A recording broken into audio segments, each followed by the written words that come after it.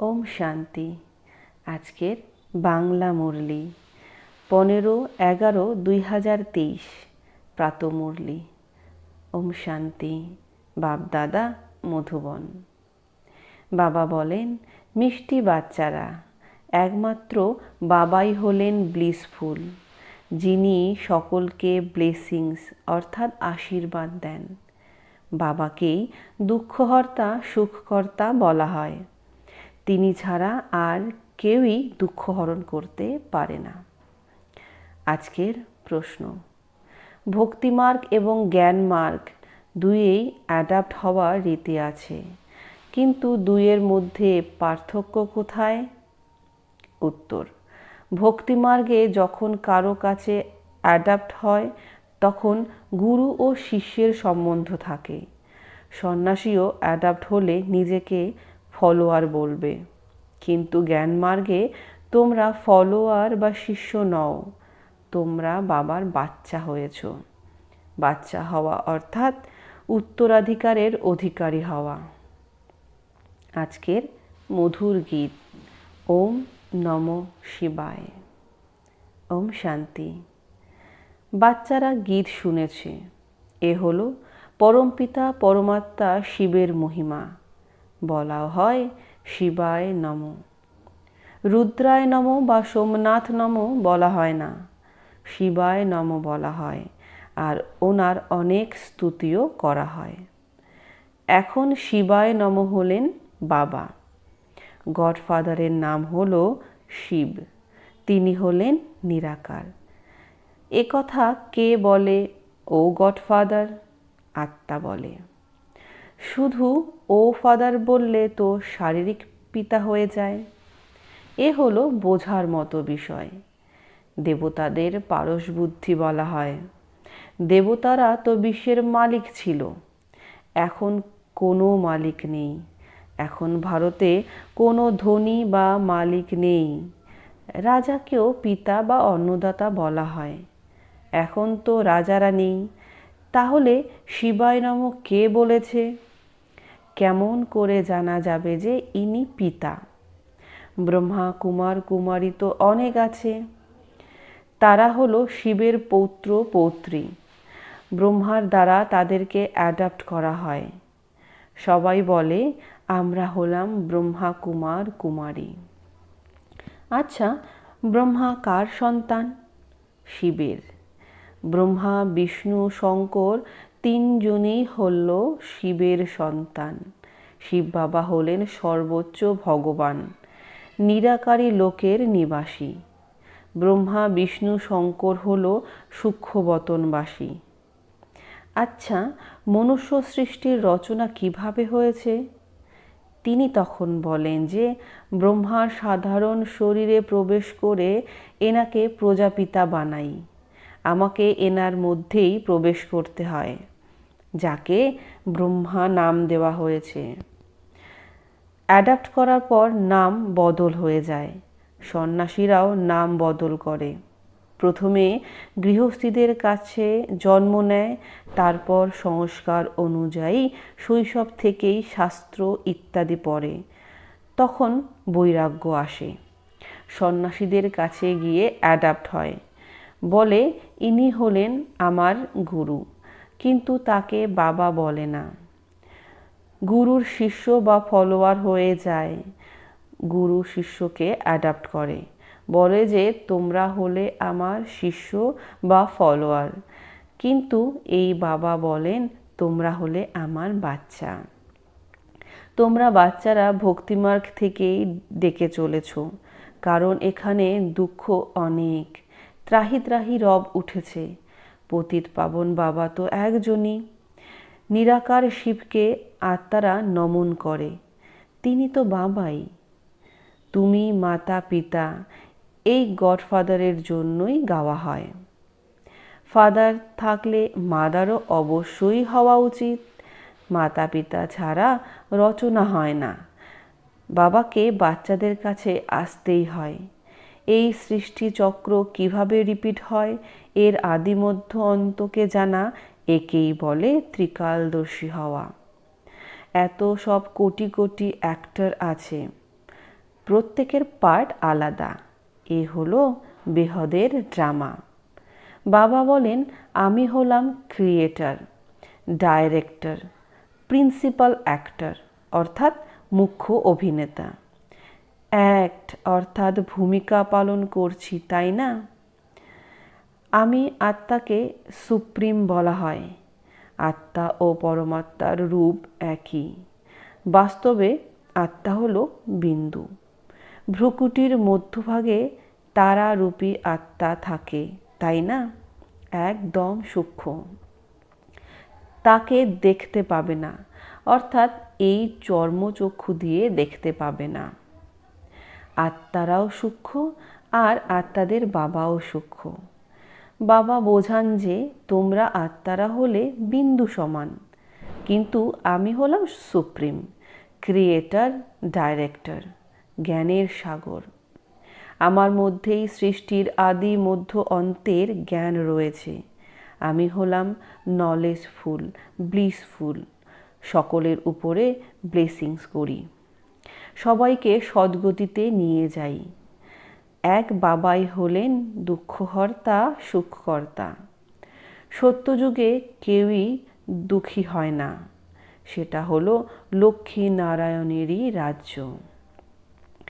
বাবা বোঝান যে আমি হলাম এই সৃষ্টিরূপী বৃক্ষের বীজ রূপ। ধরো আম গাছ রয়েছে, ওটা তো হলো জড় বীজ, সে তো কথা বলতে পারবে না। যদি চৈতন্য হতো তাহলে বলতো যে আমার বীজ থেকে এমন ডালপালা, পাতা ইত্যাদি বেরোয়। এখন এ হলো চৈতন্য, একে কল্পবৃক্ষ বলা হয়। মনুষ্য সৃষ্টিরূপী বৃক্ষের অর্থাৎ ঝাড়ের বীজ হলো পরমপিতা পরমাত্মা। বাবা বলেন, আমি এসেই এর নলেজ দিই, বাচ্চাদের সদাকালের জন্য সুখী বানাই। দুঃখী করে মায়া। ভক্তিমার্গকে পূর্ণ হতে হবে, ড্রামাকে অবশ্যই ঘুরতে হবে। এ হলো অসীম জগতের ওয়ার্ল্ডের হিস্ট্রি, জিওগ্রাফি। চক্র ঘুরতেই থাকে। কলিযুগ বদলে আবার সত্যযুগ হয়, সৃষ্টি একই থাকে। Godfather is one. ওনার কোনো বাবা নেই, তিনি টিচারও, আমাদের পড়াচ্ছেন। ভগবান উবাচ, আমি তোমাদের রাজযোগ শেখাই। মানুষ তো মাতা পিতাকে জানে না। তোমরা তো জানো যে নিরাকারী শিব বাবার আমরা হলাম নিরাকারী বাচ্চা, আবার সাকারী ব্রহ্মারও বাচ্চা। নিরাকার বাচ্চারা হলো সব ভাই ভাই, আর ব্রহ্মার বাচ্চারা হলো ভাই বোন। এ হলো পবিত্র থাকার যুক্তি। ভাই বোন বিকারে কেমন করে যাবে? বিকারেরই তো আগুন লাগে, তাই না? কাম অগ্নি বলা হয়। এর থেকে বাঁচার উপায় বাবা বলে দেন। এক তো প্রাপ্তি অনেক উঁচু। যদি আমরা বাবার শ্রীমতে চলি তাহলে অসীম জগতের বাবার থেকে অবিনাশী উত্তরাধিকার পাব। স্মরণের দ্বারাই এভার হেলদি অর্থাৎ চিরসুস্থ হওয়া যায়। প্রাচীন ভারতের রাজযোগ বিখ্যাত। বাবা বলেন, আমাকে স্মরণ করতে করতে তোমরা পবিত্র হয়ে যাবে, পাপ ভস্ম হয়ে যাবে। বাবার স্মরণে শরীর ছাড়লে আমার কাছে চলে আসবে, এই পুরানো দুনিয়ার বিনাশ হয়ে যাবে। এ হলো সেই মহাভারতের লড়াই। যারা বাবার হয়ে গেছে তাদেরই বিজয় হবে। এ রাজধানী স্থাপন হচ্ছে। ভগবান রাজযোগ শেখান স্বর্গের মালিক বানানোর জন্য।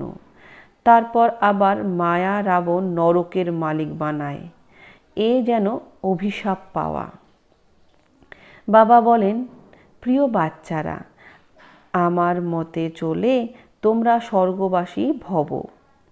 আবার যখন রাবণ রাজ্য শুরু হয় তখন রাবণ বলে, হে ঈশ্বরের বাচ্চারা, নরকবাসী ভব।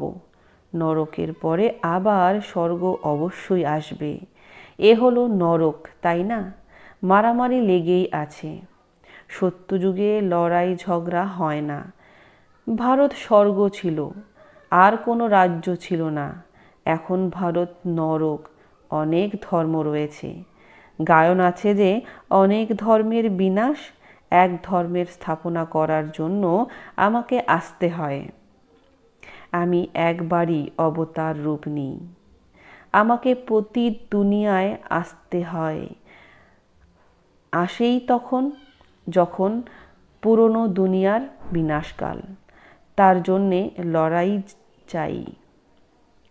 বাবা বলেন, মিষ্টি বাচ্চারা, তোমরা অশরীরী এসেছিলে, 84 পাঠ পূর্ণ হয়েছে, এখন ঘরে ফিরে যেতে হবে। আমি তোমাদের পতীত থেকে পাবন বানিয়ে ফিরিয়ে নিয়ে যাই। হিসাব তো আছে, তাই না? 5000 বছরে দেবতারা 84 জন্ম নেয়, সবাই তো 84 জন্ম নেবে না। এখন বাবা বলেন, আমাকে স্মরণ করো আর অবিনাশী উত্তরাধিকার নাও। সৃষ্টির চক্র যেন বুদ্ধিতে ঘুরতে থাকে। আমরা হলাম অ্যাক্টর, তাই না? অ্যাক্টর হয়ে যদি ড্রামার, ক্রিয়েটর, ডাইরেক্টর মুখ্য অ্যাক্টরকে না জানে, তাহলে তারা হলো নির্বোধ। এতে ভারত কত কাঙ্গাল হয়ে গেছে। বাবা এসে আবার সলভেন্ট, উন্নতির শিখরে অর্থাৎ মালামাল করায়। বাবা এসে সলভেন্ট বানায়। বাবা বোঝান, তোমরা ভারতবাসীরা স্বর্গে ছিলে, তোমাদের আবার 84 জন্ম নিতে হবে। এখন তোমাদের 84 জন্ম সম্পূর্ণ হয়েছে, এই শেষ জন্ম বাকি আছে। ভগবান উবাচ, ভগবান তো সবার এক। কৃষ্ণকে আর সব ধর্মাবলম্বীরা ভগবান মানবে না, নিরাকারকেই মানবে। তিনি সব আত্মাদের পিতা। তিনি বলেন, আমি অনেক জন্মের অন্তিম জন্মে এনার শরীরে প্রবেশ করি। যখন রাজ্য স্থাপন হয়ে যাবে তখন বিনাশ শুরু হবে আর আমি চলে যাব। এ হলো বড় মহান যজ্ঞ। আর যে সব যজ্ঞ ইত্যাদি আছে এর মধ্যে স্বাহা হয়ে যাবে। সারা দুনিয়ার নোংরা এর মধ্যে অর্থাৎ যজ্ঞে পড়ে যায়। আর কোনো যজ্ঞ রচনা করা হয় না। ভক্তিমার্গ শেষ হয়ে যায়। সত্যযুগ ত্রেতার পর আবার ভক্তি শুরু হয়। এখন ভক্তি পূর্ণ হয়েছে, তাই এই সব মহিমা হলো শিব বাবার। তাকেই এত নাম দেওয়া হয়। জানে তো না কিছুই। তিনি তো শিব, তাকে আবার রুদ্র, সোমনাথ, বাবরীনাথও বলে। একের অনেক নাম দেওয়া হয়। যেমন যেমন সার্ভিস করেন তেমনই নাম দেওয়া হয়। তোমাদের তিনি সোমরস পান করাচ্ছেন। তোমরা মাতারা স্বর্গের দ্বার খোলার নিমিত্ত হয়েছ। বন্দনা পবিত্রদেরই করা হয়, অপবিত্ররা পবিত্রদের বন্দনা করে। কন্যাদের সামনে সবাই মাথা নত করে। এই ব্রহ্মা কুমার কুমারীরা এই ভারতের উদ্ধার করছে। পবিত্র হয়ে বাবার থেকে পবিত্র দুনিয়ার উত্তরাধিকার নিতে হবে। গৃহস্থ ব্যবহারে থেকেও পবিত্র হতে হবে। এতে পরিশ্রম আছে। কাম মহাশত্রু। কাম ছাড়া যখন থাকতে পারে না তখন মারধর করতে থাকে। রুদ্র যজ্ঞে অবলাদের উপর অত্যাচার হয়। মার খেয়ে খেয়ে তাদের পাপের ঘরা পূর্ণ হয়, তখন বিনাশ হয়ে যায়।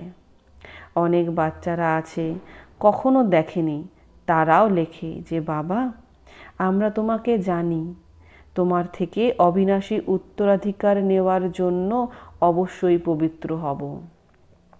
বাবা বোঝান যে শাস্ত্র পড়া, তীর্থ ইত্যাদি করা এসব ভক্তিমার্গের শারীরিক যাত্রা তো করেই চলেছ। এখন তোমাদের ফিরে যেতে হবে, তাই আমার সাথে যোগ লাগাও। আর সব সঙ্গ ছেড়ে এক আমার সাথে সম্বন্ধ জোড়ো, তবেই তোমাদের সঙ্গে নিয়ে যাব আর আবার স্বর্গে পাঠিয়ে দেব। ওটা হলো শান্তিধাম, ওখানে আত্মারা কিছু বলে না। সত্যযুগ হলো সুখধাম, এ হলো দুঃখধাম। এখন এই দুঃখধামে থেকেই শান্তিধাম সুখধামকে স্মরণ করতে হবে, তাহলেই তোমরা আবার স্বর্গে আসতে পারবে। তোমরা 84 জন্ম নিয়েছ। বর্ণ ঘুরতেই থাকে। প্রথমে ব্রাহ্মণদের শিখা অর্থাৎ টিকি চটি, পরে দেবতা বর্ণ, ক্ষত্রিয় বর্ণ। বাজলি অর্থাৎ দিগবাজি খেলে, তাই না? এখন আমরা আবার ব্রাহ্মণ থেকে দেবতা হব। এই চক্র ঘুরতেই থাকে। এ কথা জেনে গেলেই চক্রবর্তী রাজা হয়ে যাবে। অসীম জগতের বাবার থেকে অসীম জগতের উত্তরাধিকার চাই। তাহলে অবশ্যই বাবার মতে চলতে হবে। তোমরা বোঝাও যে নিরাকার পরমাত্মা এসে এই সাকার শরীরে প্রবেশ করেছে। আমরা আত্মারা যখন নিরাকারী তখন ওখানে অর্থাৎ শান্তিধামে থাকি। এই সূর্য চন্দ্র হলো আলোর বাতি, আর একে অসীম জগতের দিনরাত বলে। সত্যযুগ ত্রেতা হলো দিন, দাপর কলিযুগ হলো রাত। বাবা এসে সদ্গতির মার্গ বলেন। কত ভালো করে বোঝানো হয়। সত্যযুগে হয় সুখ, তারপর একটু একটু করে কমতে থাকে। সত্যযুগে 16 কলা, ত্রেতায় 14 কলা। এসব বোঝার মতো বিষয়। ওখানে কখনো অকালে মৃত্যু হয় না। কান্না, লড়াই ঝগড়া করার ব্যাপার নেই। সব কিছুর আধার হলো পড়া। পড়েই মানুষ থেকে দেবতা হতে হবে। ভগবান পরাণ, ভগবান ভগবতী বানানোর জন্য। ওই পড়া হলো কড়িতুল্য, এ হলো হিরে তুল্য। শুধু এই অন্তিম জন্মে পবিত্র হতে হবে। এ হলো সহজ থেকে সহজতম রাজযোগ। ব্যারিস্টারি ইত্যাদি পড়া এসব এত সহজ নয়। এখানে তো শুধু বাবা আর চক্রকে স্মরণ করলেই চক্রবর্তী রাজা হওয়া যাবে। বাবাকে না জানা মানে কিছুই না জানা। বাবা নিজে বিশ্বের মালিক হন না, বাচ্চাদের বানান। শিব বাবা বলেন, ইনি অর্থাৎ ব্রহ্মা মহারাজা হবেন, আমি হব না।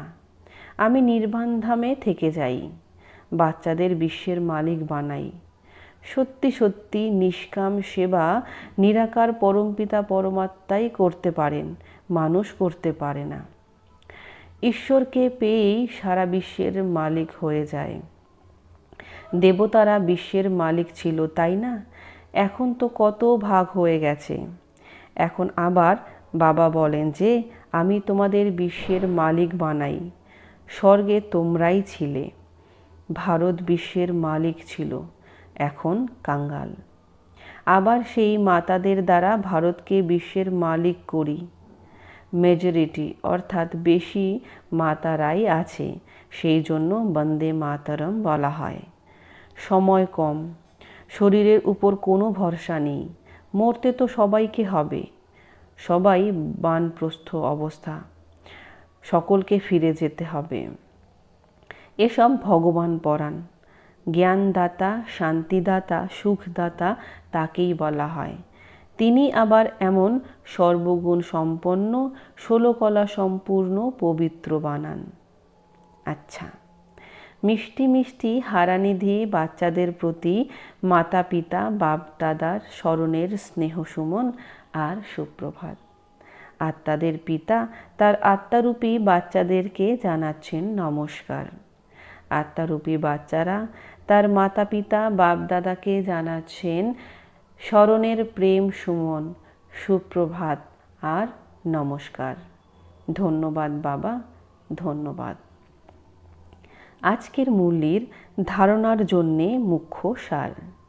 নম্বর 1, এই পড়াশোনা হিরে তুল্য বানায়, তাই একে ভালো করে পড়তে হবে আর অন্য সব সঙ্গ ছেড়ে এক বাবার সাথেই সম্বন্ধ জুড়তে হবে। নম্বর 2, শ্রীমতে চলে স্বর্গের সম্পূর্ণ উত্তরাধিকার নিতে হবে। চলতে ফিরতে স্বদর্শন চক্র ঘোরাতে হবে। আজকের বাপদাদার মিষ্টি মধুর বরদান।